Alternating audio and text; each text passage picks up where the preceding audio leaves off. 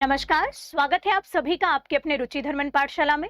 बच्चों, उम्मीद करती हूँ कि आप सभी स्वस्थ होंगे, मस्त होंगे, आप सभी की तैयारी अच्छी चल रही होगी, चाहे वो मेंस वाला बच्चा हो, वो अपने रिजल्ट के इंतजार में लगा होगा और 2024 की जो प्रीलिम्स हमारे सामने है, नए सिलेबस के अनुसार उसकी तैयारी कर रहा होगा। लेकिन अभी रिसेंटली कुछ एक प्रक्रिया होती हुई दिखाई दी आयोग के द्वारा और माननीय न्यायालय द्वारा, जिसके कारण बच्चा थोड़ा सा परेशान है और आपके द्वारा बहुत सारे प्रश्न पूछे गए। तो इन प्रश्नों के समस्या के समाधान या बच्चों से थोड़ा-सा बातचीत करने के लिए या अपनी थोड़ी कहीं न कहीं राह देने के लिए मैंने आपके सामने ये वीडियो प्रस्तुत किया है कि आखिर ये मामला था क्या और क्यों बच्चा हमारा परेशान हो रहा है। उसके लिए अगर मैं बात करूँ तो सबसे पहले कि मुद्दा क्या था, कि क्या हो रहा है, आयोग के द्वारा क्या ऐसा डिसीजन लिया गया है जिसके कारण बच्चा परेशान है। आप सभी जानते हैं कि एमपीपीएससी 2023 की जो प्रारंभिक परीक्षा थी वो 17 दिसंबर को हुई थी। हम भली-भांति इस चीज से वाकिफ हैं। हर बार की तरह इस बार भी हमारी परीक्षा होती है और परीक्षा होने के बाद में हमारा रिजल्ट आना रहता है। उसके पहले, रिजल्ट के पहले आयोग जो है एक प्रोविजनल आंसर की जारी करता है, आप सभी जानते हैं। प्रोविजनल आंसर की में यहाँ पर 5 प्रश्न जो थे वो बहुत ज्यादा जो थे वो गड़बड़ी वाले थे या प्रश्नों पर आपत्ति लगाई गई थी, बच्चों के द्वारा अपनी आपत्ति दर्ज की गई। इन 5 प्रश्नों में से 2 प्रश्नों की जो आपत्ति थी वो आप सभी को पता है। वो एक प्रश्न था कबड्डी फेडरेशन वाला और दूसरा प्रश्न था प्रेस की स्वतंत्रता वाला, ठीक है, या जो बोलना चाहिए गवर्नर जनरल वाला, ये प्रश्न था। तो अब इस प्रश्न को लेकर आयोग और बच्चों के बीच में कशमकश थी। इसी प्रश्न को लेकर जब प्रोविजनल आंसर की आई, कुछ बच्चों ने याचिका दर्ज की, जिससे कबड्डी फेडरेशन का जो आंसर है वो जयपुर से बदलकर दिल्ली हो गया और सेम वैसे ही इसका भी आंसर बदला।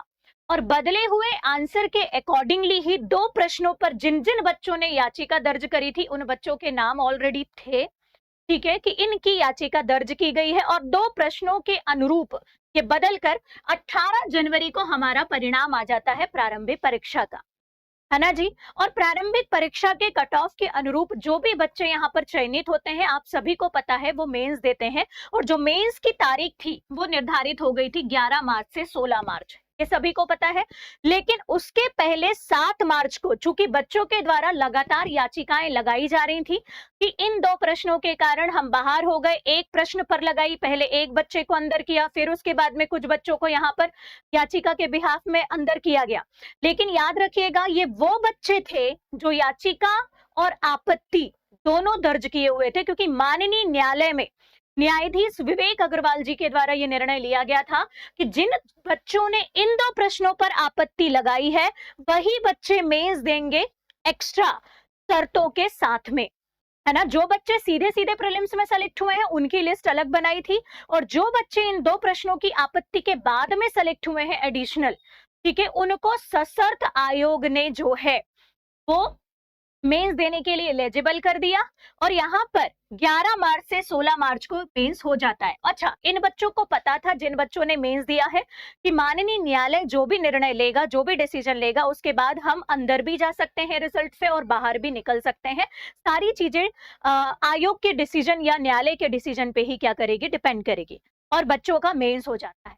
अब उसके बाद में याद रखना, इसी परीक्षा से आप एलिजिबल होते हैं जिन बच्चों का यहाँ पर सीसेट वाला एग्जाम भी निकलता है और जो इसका मेंस है, सॉरी, वो 30 जून को होना अभी संभावित है, ठीक है। अब इसमें क्या निर्णय लिया गया और रिजल्ट कैसे देंगे, बच्चों के ऊपर क्या बीत रही है, क्या क्या संभावना हो सकती है, तो इसको ही हम आगे चर्चा करने जा रहे हैं। जैसे अगर आप देखें तो क्या संभावना हो सकती है आयोग के द्वारा और समस्या क्या है, तो मैंने आपको एक सिंपल सा मुद्दा बताया कि आयोग ने रिसेंटली ये डिसीजन लिया, न्यायालय ने ये डिसीजन लिया कि यहाँ पर तो भी 2 प्रश्नों पर आपत्ति लगाई थी, उसमें हुआ ये था कि जिन बच्चों ने आपत्ति भी लगाई है और जिन बच्चों ने याचिका भी दर्ज की है, उन्हीं बच्चों को एडिशनल यहाँ पर क्या किया गया था, शामिल किया गया था।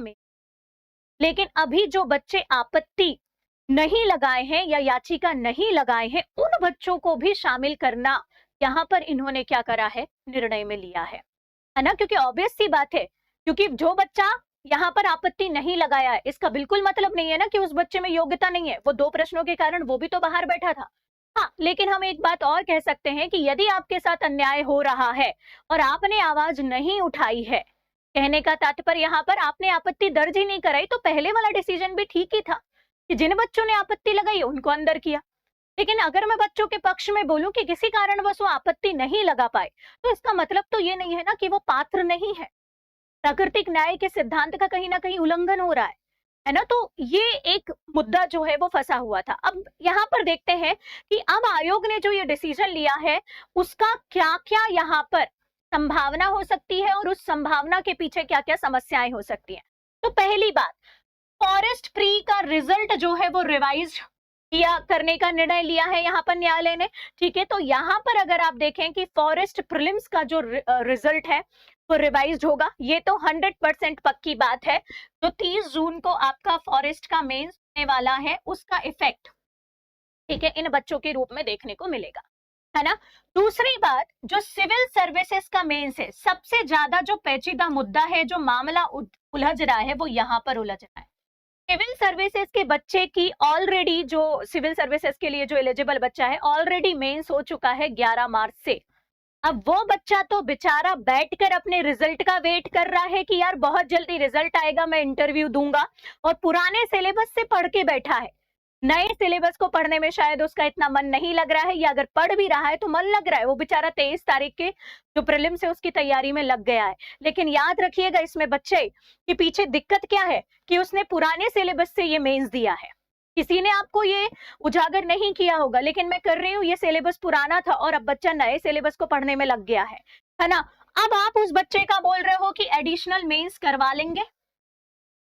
कुछ बच्चों को जोड़कर अगर हम एडिशनल मेंस करवा लेते हैं, तो आप मुझे ये बताइए, पहली संभावना ये हो सकती है सिविल के लिए कि हम एडिशनल मेंस करवा लें। सही भी है, क्योंकि आयोग, आप देखना 2019 में जो सुप्रीम कोर्ट के द्वारा निर्णय लिया गया था, उसमें हमने ये डिसीजन लिया था, अगर आप देखें, कि आयोग जो है उसका मेंस का कोई हमने समय सीमा निर्धारित नहीं किए थे। कहीं ना कहीं वो उसी का दुष्परिणाम भी देखने को मिल सकता है। आप देखिए, अगर आप एडिशनल मेंस कराते हैं, तो बच्चे का मेंस जब आपने लिया था, तब बच्चा धरना प्रदर्शन करने गया था और उसने बोला था कि मेंस के लिए 44 दिन का समय मिला है, हमारा टाइम को बढ़ाओ, और 11 मार्च से लेकर उसका मेंस किया गया था।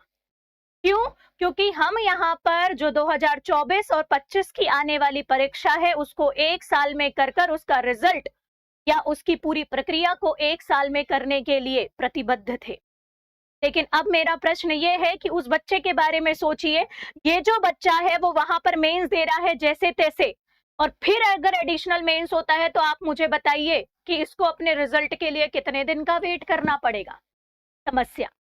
दूसरी एक संभावना ये हो सकती है कि आयोग ऐसा कर चुका है हमारा कि जब भी ऐसा होता है, 2019 का उदाहरण आप देखिएगा, आयोग डबल बेंच पर चला जाता है। अभी पूरा जो मामला है माननीय विवेक अग्रवाल जी के द्वारा यहाँ पर जो है आप देख रहे हैं, उनके द्वारा देखा जा रहा है।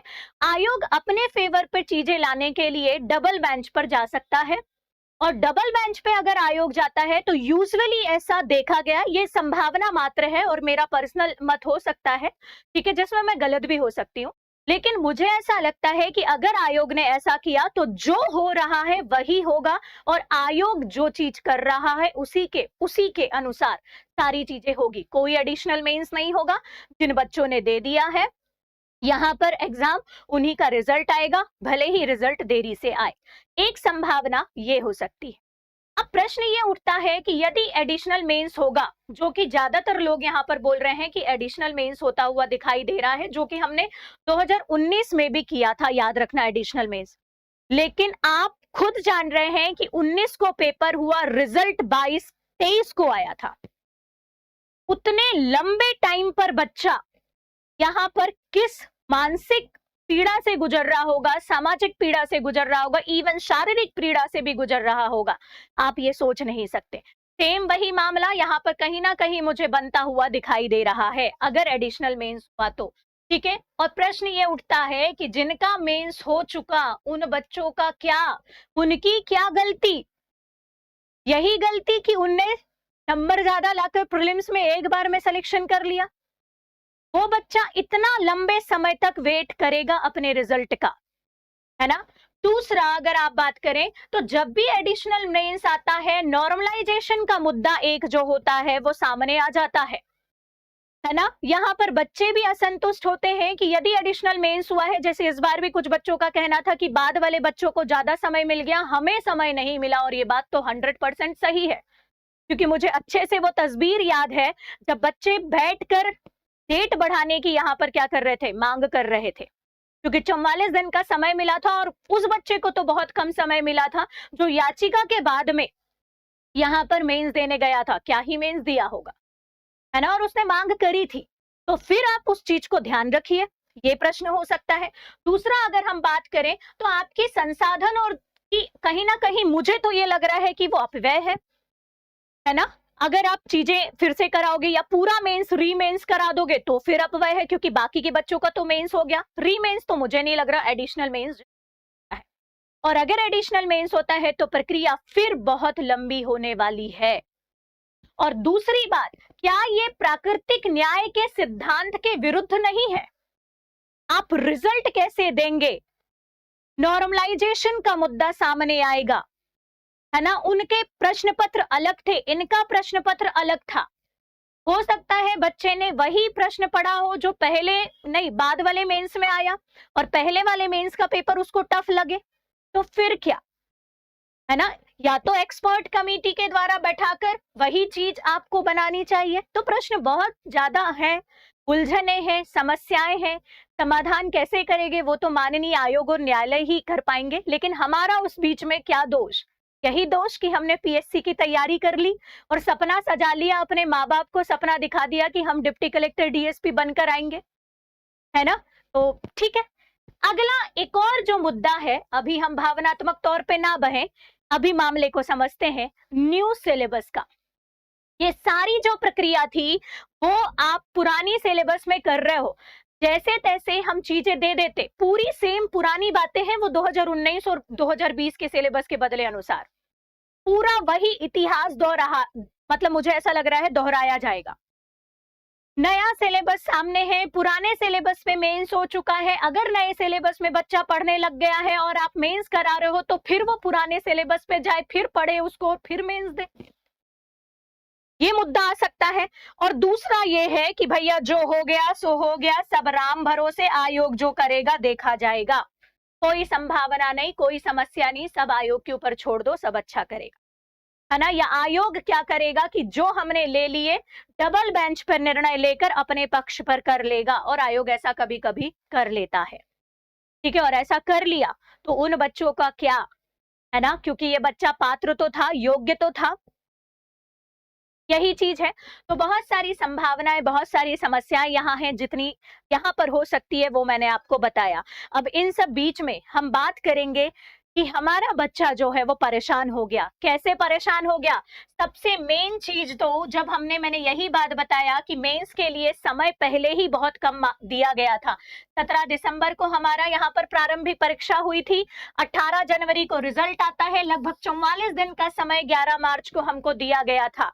हम परेशान हो गए वहां पर बोल बोल कर कि डेट बढ़ा दो, डेट बढ़ा दो। डेट नहीं बढ़ाई, क्यों नहीं बढ़ाई, क्योंकि हम प्रक्रिया को क्या करने वाले थे, ट्रैक पर लाने वाले थे। तो फिर अभी कहाँ गई आपकी प्रक्रिया जो ट्रैक पर हम लाने वाले थे। बच्चा इस चीज से परेशान हो रहा है।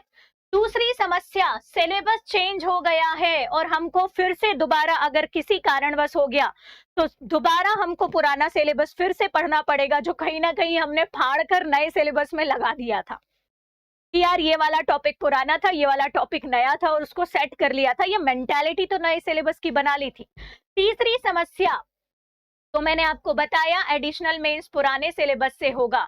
और चौथी और सबसे बड़ी समस्या कि कब बनेंगे हम डिप्टी कलेक्टर डीएसपी, रिजल्ट कब आएगा, है ना। और चौथी समस्या, अगर मान भी लूं कि चलो इसको छोड़ दूं मैं, तो अगली पीएससी जो मैं टारगेट कर रहा हूं 23 जून को, या कर रही हूं 23 जून को, उसमें पोस्ट कितनी है, 110 पोस्ट।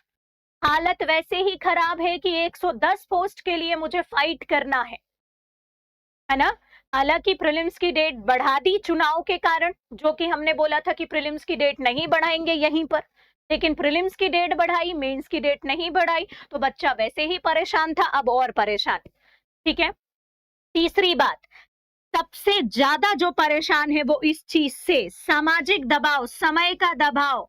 बच्चियां यहाँ पर परेशान हो रही हैं, शादी का दबाव, है ना, पैसा, आर्थिक समस्या, तो सारी समस्याएं हैं, इनके बारे में कौन सुनेगा, कौन आवाज उठाएगा? तो अल्टीमेटली हम करें क्या? चुपचाप बैठ के सहते रहे? आवाज तो उठा रहे हैं, नो डाउट। माननीय न्यायालय आयोग भी शायद कहीं ना कहीं ये सोच रहा होगा कि बच्चा परेशान हो रहा है, ठीक है, और शायद हमारे पक्ष में निर्णय लेने के होगा। लेकिन अभी अल्टीमेटली जो आपका प्रश्न सबसे ज्यादा पूछा जा रहा है कि मैडम हम क्या करें, जिसके कारण यहाँ पर कहीं ना कहीं मैं वीडियो बनाने को मजबूर हो गई कि हम क्या करें। तो क्या करें? सबसे पहले वो बच्चा जो मेंस दे चुका, सबसे ज्यादा दिक्कत मैंने बोला इस बच्चे के सामने, कल एक बिटिया ने मेरे सामने रो दिया। 11 मार्च से जो बच्ची मेंस दे चुकी थी, 3-4 मेंस, कहीं ना कहीं उसमें असफलताएं भी मिली। एक मेंस का रिजल्ट नहीं आया, दूसरा मेंस ये हो गया, फिर उसमें सिलेक्शन नहीं हुआ। इस मेंस से थोड़ी बहुत उम्मीद की, सारी चीज को छोड़कर मैडम इसमें लगे थे, हमारा यहाँ पर लग रहा है चयन होगा। इतने ज्यादा समय तक हमको मम्मी पापा इंदौर में रुकने नहीं दे रहे हैं, कोई बात नहीं, चलो उसका भी उपाय है, ऑनलाइन करो यहाँ पर आप क्लासेस, घर चले जाओ वापस। लेकिन यही कि घर चले जाने वापस से रिजल्ट आ जाएगा क्या, है ना, पेंडिंग रिजल्ट जो है वो आ जाएंगे क्या, नहीं आएंगे? अगर इनकी प्रक्रिया लंबी होती है तो ये बच्चा यहाँ पर क्या करे? तो बेटा कर तो रहे हैं काम, आयोग भी यही बोल रहे हैं, न्यायालय भी यही बोल रहा है, आपके लिए बस मैं यही सलाह दूंगी कि अभी प्रारंभिक परीक्षा आपके पास में है, ठीक है, तैयार रहें, जो होगा देखेंगे, निपटेंगे, पढ़ेंगे, साथ में तैयारी करेंगे, बस यही बोलूंगी। आप अभी केवल प्रारंभिक परीक्षा जो आपके सामने है और जो नया सिलेबस आपके सामने है, आप उसी को पढ़िए। डिसीजन आएगा उसके बाद देखेंगे कि क्या करना है। दूसरा बच्चा है फॉरेस्ट वाला, तो इनके साथ में दिक्कत नहीं है, ये इस चीज का फायदा उठाएं, ये इस चीज का फायदा उठाएं, क्योंकि इसमें बच्चा जैसे ही रिजल्ट रिवाइज्ड होगा तो नया भी ऐड होगा, और जो पुराना बच्चा पढ़ रहा है वो पढ़ते रहे फॉरेस्ट वाला।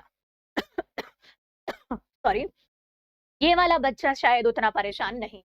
तीसरा है, यदि एडिशनल मेंस देने को मिलता है तो भी मैं आपको ये बोलूंगी कि अभी आप प्रारंभिक परीक्षा में ही लगे, जो भी होगा उस अनुसार आप एट अ टाइम डिसीजन ले लीजिएगा, अभी कुछ भी नहीं करना है। और जो बच्चा कहीं ना कहीं 2-3-4 मेंस दे चुका है, या जिसकी उम्र कहीं ना कहीं टच कर रही है 30 वर्ष को, मैं बोलूंगी बेटा सामाजिक प्रेशर है, आई एग्री, समाज का प्रेशर के साथ साथ पारिवारिक प्रेशर है, समय बीतता जा रहा है, हम अपने तौर पर पूरी तैयारी कर रहे हैं। मैं ये बोल रही हूँ अगर 2-3 बार भी सिलेक्शन नहीं होता है प्रीलिम्स में, मेंस में, कहीं पर भी, तो अगर 1 साल में पूरी एक प्रक्रिया हो जाए ना, तो हमारे 2-3 साल ही जाते हैं, अगर 3 बार में भी सिलेक्शन नहीं हुआ तो, है ना, जैसे यूपीएससी करता है। लेकिन यहाँ पता है दिक्कत क्या हो रही है, हमारा अननेसेसरली टाइम कब निकल जा रहा है, ये जो सबसे क्रीम टाइम होता है हमारे पूरे जीवन का, जिसमें सबसे ज्यादा हमारी ऊर्जा होती है, वो ऊर्जा कहीं ना कहीं मुझे लग रहा है नष्ट हो रही है। क्यों? क्योंकि हम केवल अपने आप को उतनी ही जगह पे दबा चुके हैं। अगर आप 25 साल तक के हैं तब तो मैं आपको बोलूंगी धैर्य रखो, मिलके तैयारी करेंगे बेटा, और धैर्य के साथ में आप लगे रहो। लेकिन अगर कोई बच्चा 30 वर्ष के नजदीक पहुंच रहा है तो मैं उसको यही सलाह दूंगी कि प्लीज अपने पास में थोड़ा सा कहीं ना कहीं एक्स्ट्रा टाइम निकालकर प्लान भी करिए। जॉब के साथ में भी आपको लग रहा होगा, हालांकि लोग एक, ये भी एक कथन है कि 2 नाव में एक साथ पैर नहीं रखना चाहिए, लेकिन जरूरत पड़ने पर आप 2 नाव में नहीं, एक ही नाव में रहिए, लेकिन 3 नाव अपने साथ बांध कर चलिए, कि अगर एक नाव में छेद हो जाए तो फटाक से दुबक के दूसरी नाव में चले जाओ, और बैकअप पे 2 नाव और रखी हुई। तो ये आपका बैकअप प्लान होना जरूरी है अगर आप इतने वर्ष तक जा रहे हैं। मैं आपको बोलूंगी यकीन मानना बेटा, इससे आपका कॉन्फिडेंस लेवल भी बढ़ेगा, और जिस दिन आपके पास में पैसा आने लगता है ना, यहाँ पर सामाजिक प्रेशर भी कम होता है, पारिवारिक प्रेशर भी कम होता है, और कहीं ना कहीं आपका आत्मविश्वास बढ़ने लगता है कि नहीं यार मैं कर लूंगा, आप अपना खर्चा तो खुद उठाने लगते हो। तो प्लीज ये बच्चों को बोलूंगी कि अगर ऐसा कुछ लग रहा है बार बार, तो अभी ये वाला प्रीलिम्स दे दो, और एक बार पूरी मेहनत के साथ में, और धीरे धीरे थोड़ा थोड़ा आधा टाइम या पार्ट टाइम में प्लान भी अपने साथ में रखिए। है ना? क्योंकि समय जो है वो चला जाता है, उसे वापस नहीं लाया जा सकता, तो सही समय पर सही कार्य कर लें, तो सही होगा। ठीक है? बाकी पूरा रुचि धर्मन पाठशाला परिवार आपके साथ में है, धैर्य मत खो।